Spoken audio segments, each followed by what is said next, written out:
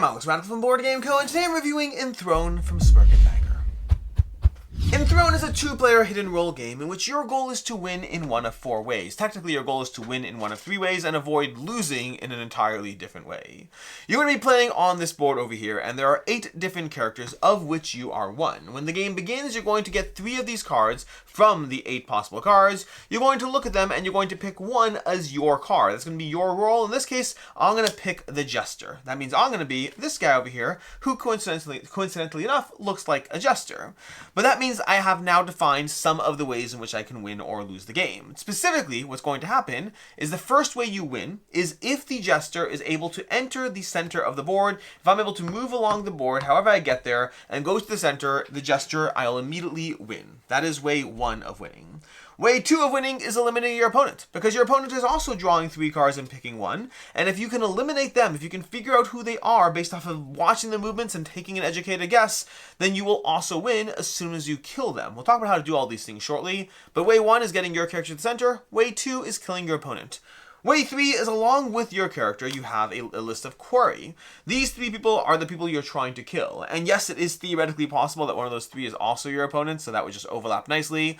But your quarry over here, if you successfully kill all 3 of your quarry, and it doesn't matter who kills them, it just matters if they're dead, your opponent can kill them, you can kill them, it doesn't really matter. But if they are dead, you win the game. That is way 3. Way 4 is just attempting not to lose the game. So the way somebody can lose the game is once the 4th character is killed in the game. There's 8 characters. Once you kill the 4th one, if through that killing nobody else has won, the person who killed that 4th character will lose the game. So pick your targets carefully, because once the 4th character is dead, you might cause yourself to lose if you didn't pick carefully.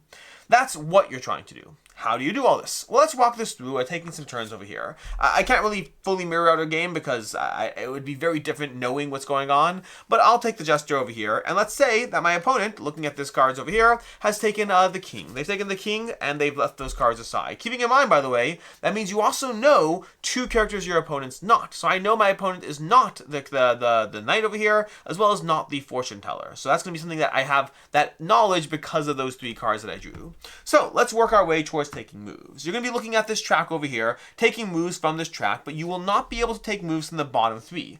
These characters are locked. So I could move my Jester, I could start moving them up towards the center, but that might be a little bit too obvious. Let's go ahead and take a look, and I see that my query over here, this Knight guy, this Skull guy, he's one of my people who I want dead. So let's go ahead and try to move him upwards, hoping my opponent will take the bait. So I'm going to take this character, I'm going to move the Skull guy forward, trying to move slowly towards the center. In fact, I might even move over here right now, and then I'm going to take this pawn, this token, and move it to the bottom, shifting everything else up. That character is now locked until he moves up through others moving down. And maybe my opponent thinks that's one of my characters, keeping in mind that for all I know, it could be one of his other cards, and he might know that it's not my character. But my opponent, they're the King. They're going to go ahead and take a slightly more obvious move. They're just going to go ahead and charge forward. They're going to move their character down to the bottom over here, because they're moving the King down, and they're relying on the fact that there's no way that they move their King up that early. Back to my turn over here. I have to now choose what else to do. Right now I will take the Jester, trying to move that slowly upwards, and I'll move the Jester forward because it's my second move. The first move is my feint. My second move could be anything. I'll actually move it towards the King, so he thinks I'm trying to threaten the King, and he's not thinking that I'm trying to move up towards the middle. Or at least that's what's going on in my head. I'm just playing 2 characters right now.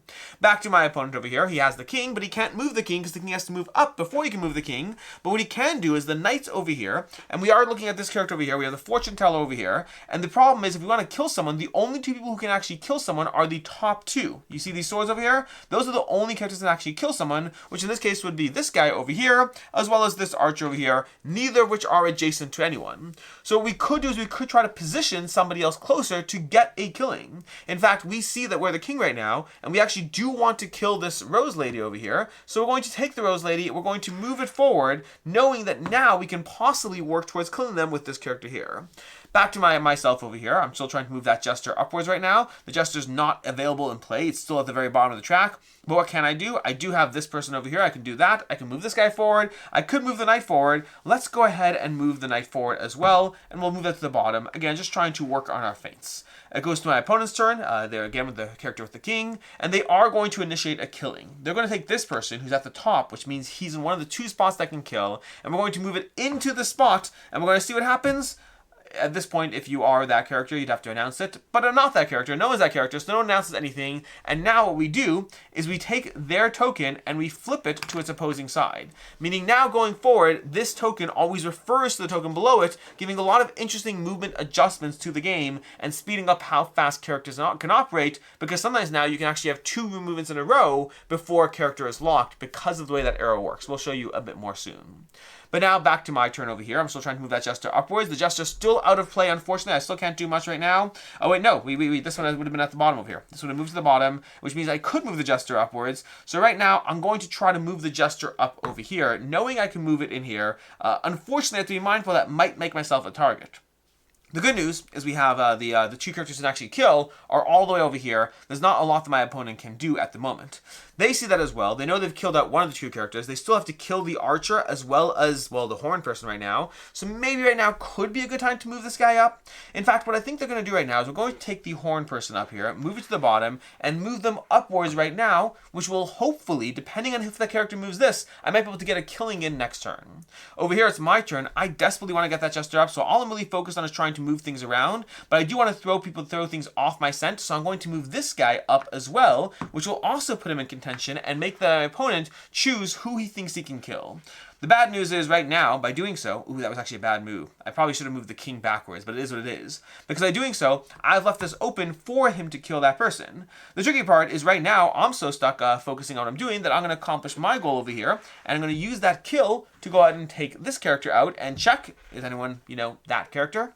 We're not that character, so right now it's back to them, and he kills 2 of the characters. If he can kill the archer, that's all he'll need to do to win. And right now, the only tricky part is I can immediately move, well, I actually can't, because here's the tricky part. You can actually only move into the center through one of these top 3 spots with the laurel wreaths. So right now, I still have to bide my time before I can actually move to the center. And so right now, what do I want to do? I can look at the king. I actually probably should step backwards on the king. I'll go ahead and, do I want to execute the knight? That could be a dangerous move. So what we're going to do is right now is I'm actually going to do that. I'm going to execute the knight, stepping over here. And the reason for that is because by doing so, I've now forced my opponent to decide how badly they think any one character is. Because at this point, with the knight dead, that's 3 characters dead. Not that it helps me, but it does force my opponent to carefully weigh up whether they kill that Jester, whether they kill over here this Death Skull guy, because whoever they do kill, by the way, I should be flipping these tokens over as I do so, as I kill these characters. We have the rose, we have the knight, which means all these arrows are pointing downwards, giving a lot of flexibility. Because right now, for example, this archer can actually do a kill action even though they're not on the top spots, because you can activate this to do so.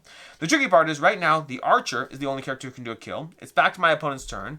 If they kill this person, well then if they're wrong, I'll win the game. So they have to decide, do they think that is the case or not?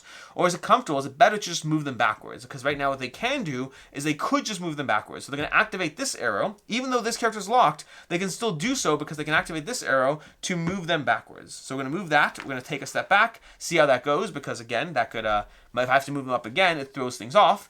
And that does leave it to my turn, but the problem is I still can't move in because of that. So what I can do is I could initiate a killing. That would be dangerous because if I initiate a killing, I'll die. So what I'll do instead is I'm going to move this downwards, allowing that person to stay up over there, and then I'm going to move this person forward. And the reason I'm going to do that is because I'm trying to tempt my opponent right now into thinking, go ahead, you're right over here. You could kill this Jester. Go ahead, do so. I'm trying to bait them, hoping that they think that they won't do so. At this point, they have a lot of options. They could kill the Jester. They could move the Jester back and just move the Jester out of play if they're not sure. Try to, again, to see who I move forward. There's a lot of things they could do at this point, but you've seen a good idea of how the game plays out. You're trying to either get your quarry killed, you're either trying to have your opponent killed, or to have your own character go into the center. Alternatively, someone will lose when the 4th character is killed if it didn't result in someone else winning through that action. That is how you play Enthrone. It's a mind game. It's a mind game of trying to be mindful of how your opponent's moving, what the possible options are, trying to think through, using your knowledge as well as to what are on your cards, because I might be fainting with a character the entire time. That might be a character you know I don't have, but that is basically how you play this 2-player strategy game. Which brings me to our review. What I like, don't like, conceal as not liking, all of that stuff, starting off with what I like.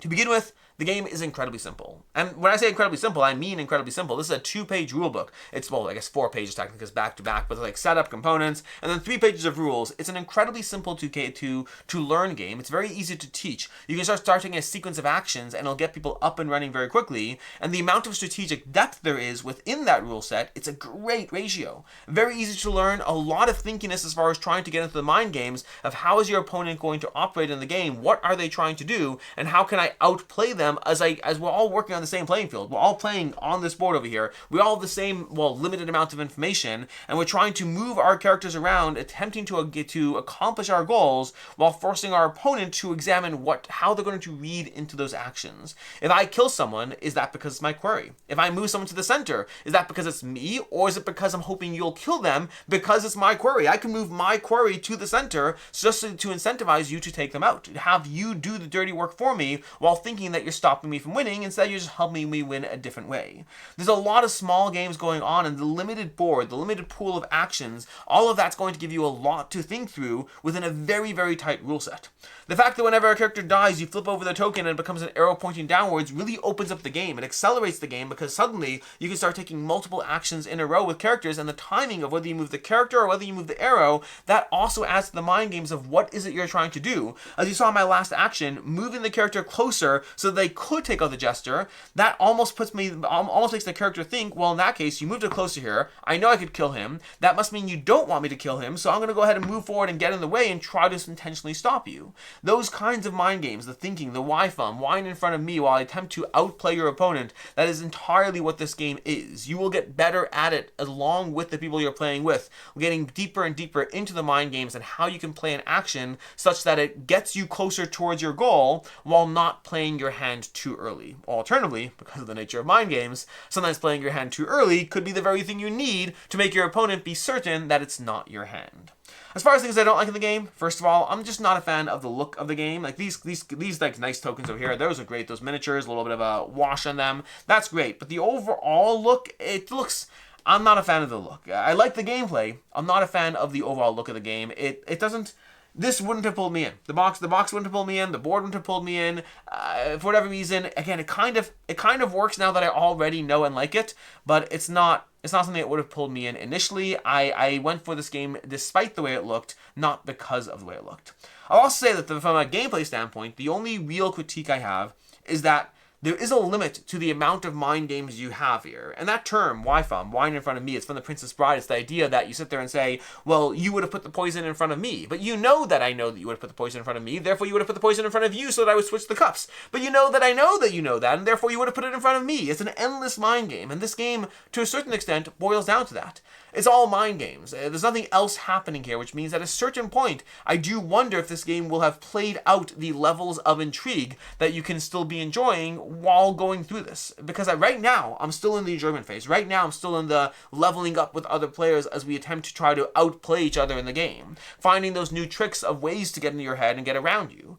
But I do think there's a limit to that. There's nothing else outside of what you see here. There's no variable player powers. There's no events. There's nothing that changes up the game. There's no variable board that mixes things up. It's the exact same game. And so ultimately, it's a very repetitive mind game. Sure, the difference of the player pieces, that could matter. The starting setup of the tiles. But I don't think this will have a big difference on the gameplay.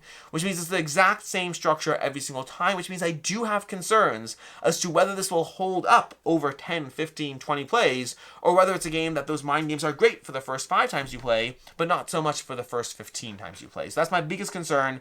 It doesn't change as you play through it. For right now, I'm still enjoying it, but I definitely see that potential of it waning as I play out the experience.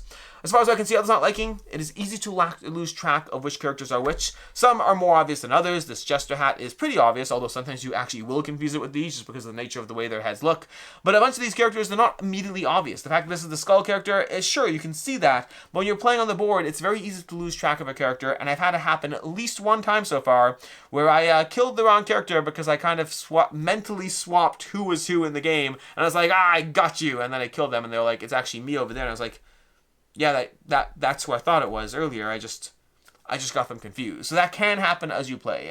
It's not a big deal for me because even though it happened once, I don't think it'll happen again, and it doesn't really change my experience of the game, or my enjoyment of the game, I should say. But it's certainly something to be mindful of. I'll also say the instant lose condition on the 4th kill, that might be frustrating for you. I think it's a good thing that the game has that, because it actually does add a nice level of strategy of pushing the first 3 kills just to make your opponent really consider who they want to kill next, as well as the fact that once a certain number of characters are dead, you're just working on a smaller and smaller playing field. But that is the one win condition where it could feel a bit anticlimactic. You're like, I killed the wrong person, and so I lose. So that could feel anticlimactic. I don't mind myself. In fact, I think it adds to the strategy. As far as final thoughts on Enthrone, I like this game. I like it a lot right now. I do have concerns about the longevity. Games like this, I would say more often than not, when I review a game and I'm like, here's my opinion, here's my rating, and right now it's a 4 out of 5 for me. It's a 4 out of 5. It's really, really clean, really accessible, easy to teach, easy to play. Delivers a game session, I've had longer games, but I'd say generally in the 15 to 25 minute range for a session, and you can play it again back to back. It's a very, very solid game. I will say most of the time, when I've done a review and said, I have concerns about the longevity of this game, I have concerns as to whether it will remain interesting over the next 10 plays, more often than not, those games don't stick around for forever. Because usually I'm starting to see that lack of variability to the experience. And everyone's different in this category. Everyone's different as far as whether they want that variability or not. I like variability in my games. I like the feeling of things being different as I dive into different tweaks on the strategy based on what's happening, whether it's a different board, different characters, goals, whatever it is, cards, anything that makes the game experience different. This game is very, very satisfying right now. But it's also not different game to game, at least not yet for me. There's some degree of nuanced layering of learning new strategies based on how things go, but I think there is a limit to where that will be. So for right now, it is a 4 out of 5. I do have concerns about the longevity and variability as far as where this will be 6 months, a year, or 2 years from now. As far as other game recommendations, first of all, definitely check out Scales of Fate. If you're looking for a hidden movement game which you're trying to outthink your opponent, Scales of Fate from Ivy Studios will definitely deliver that. And also check out Kelp, Shark vs. Octopus. In that game, you very much know who your opponent is, but there still are a lot of mind games. Well, more mind games on the octopus side than the shark side, but there's definitely still mind games, and tactically trying to be the predator or the prey as effectively as possible. In any case, until next time, I'm Alex Radcliffe from Board Game Co. I hope you found this review helpful, and as always, I hope you have a good one.